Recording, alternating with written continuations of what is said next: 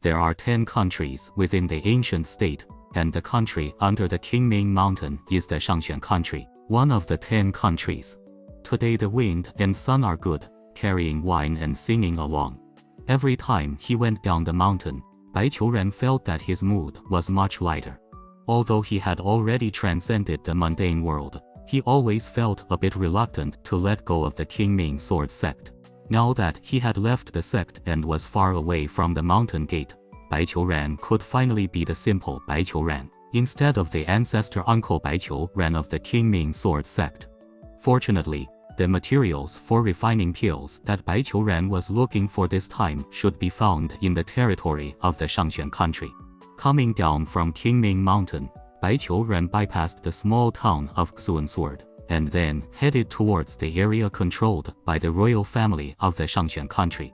Although he could not ride the wind and control the sword, Bai Qiuren relied on the unparalleled true qi in his body, and used the superb lightness skill to achieve the same effect as flying with qi, but he did not like it. 3,000 years of time had already made Bai Qiuren lose the impatience of rushing around, just to find materials and complete tasks. This time he went down the mountain, he not only regarded it as a trip to collect materials, but also as a wandering. So he did not rely on his cultivation to hurry, but went to the nearest town under Qingming Mountain from the small town of Xuansword, and rented a horse with money, and then leisurely followed the official road of the Shangxuan country. But he didn't walk for long before Bai Qiuren was stopped by a group of fierce-looking big brothers on the road. "Excuse me." Facing these sturdy men with strength around the middle stage of body forging, the strongest one in the late stage of body forging, he smiled gently and asked, "What's the matter with you stopping me?" "Matter." Several big men surrounded him, and the leader showed his big knife with a copper ring in his hand, and licked his tongue greedily. "That is, we brothers saw that the sun was extraordinary, and wanted to borrow some money to spend. The rivers and lakes are in a hurry. Robbery." Bai Qiuren smiled and said, "Gentlemen, if I remember correctly, this is the official road of the Shangxuan country. So what?" The bandits laughed and said, "Now the emperor of Shangxuan is critically ill, and the soldiers stationed on this official road have been transferred away. If you don't give us money, even if the king of heaven comes today, you won't be able to save you. Is the situation in Shangxuan country so serious now?" Looking at the bandits who were laughing around, Bai Qiuren thought silently in his heart. He remembered that when he came down the mountain hundreds of years ago, the Shangxuan country was still a peaceful and prosperous country where the people lived in peace and happiness.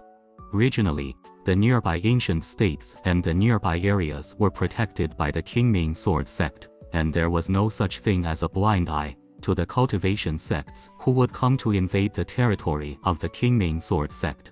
And the local monsters and ghosts that breed, generally speaking, will also be dealt with by the disciples of the Qingming sword sect who come down the mountain to travel. So the 10 countries of the ancient state will be chaotic, and there are generally only 2 reasons: the wars between the 10 countries, or the chaos caused by the internal struggle of the upper echelons. For things like this, the Qingming sword sect generally doesn't care. After all, as a cultivation sect, the Qingming sword sect is still aspiring to seek the way and ascend, rather than the power of the mundane world. How the ancient state countries are chaotic, how the rulers change, it is not necessary for the Qingming sword sect to care, and it is best not to care. Cultivators do not get involved in the power struggle of the mundane world. This is the teaching of Qingming Taoist to Bai Qiuren and others, and he has been passing it on. But if it is something like encountering bandits and thieves on the road, then it is different. The power struggle within the Shangxuan country is their business, but these bandits left here will harm every innocent passerby who passes by this road. When encountering such people, the Qingming disciples have always been duty-bound to eliminate evil. Thinking of this, Bai Qiuren still kept a smile on his face, but his right hand quietly held the hilt of the sword at his waist, and his thumb gently pushed out a bit of the sword edge. 3 feet of autumn water reflected the cold light. Seeing Bai Qiuren's movement, the bandits sensed his intention to resist, so they also raised their weapons. But just then, behind them, there was a sudden shout. "Stop it!" A black shadow flew over from behind, kicked the nearest bandit, and then landed on the ground.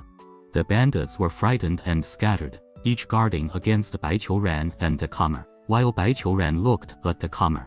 The comer was a young man about 15 or 16 years old, with fair skin, handsome face, black hair, combed a man's bun behind his head, tied with a white square scarf, wearing a white robe embroidered with cloud patterns, holding a 3-foot-long sword in his hand, looking like a noble son from a big family in the mundane world who came out to walk the rivers and lakes. At this time, the young man with a white face was holding his sword in front of him with a righteous face, and scolded the bandits. "In broad daylight, under the bright sky, you dare to rob on the official road. You really don't put the king's law of the Shangxuan country in your eyes." King's law. The bandits looked at each other, and then the leader of the bandits laughed and said, "Go to hell with the king's law. We brothers are all starving to death. Who cares about that useless code? This year, filling your stomach and having fun is the real thing. Brothers, go together. This is also a fat sheep. Boss, you have to be merciful with your big knife later." A bandit licked his tongue. "Brothers haven't vented for a few days. This kid is handsome, just right. Go to your grandpa." The bandit leader kicked him. "You want to do it too? If we get the money, won't I take you to the brothel in the city to solve it?" "Huh? But we are wanted," the bandit said aggrievedly. "There are no soldiers on the official road, but the city is different. We will be killed if we go in." The bandit leader thought for a while, and it seemed to be the case, so he relaxed his expression and looked at Bai Qiuran and said, "Well, look carefully. This white-haired ghost looks good too. Take him back later." Hearing the conversation of these bandits, the young man who had just come out of the thatched cottage was so angry that his face turned red, while Bai Qiuran was still smiling, but there was a bit more danger in his smile.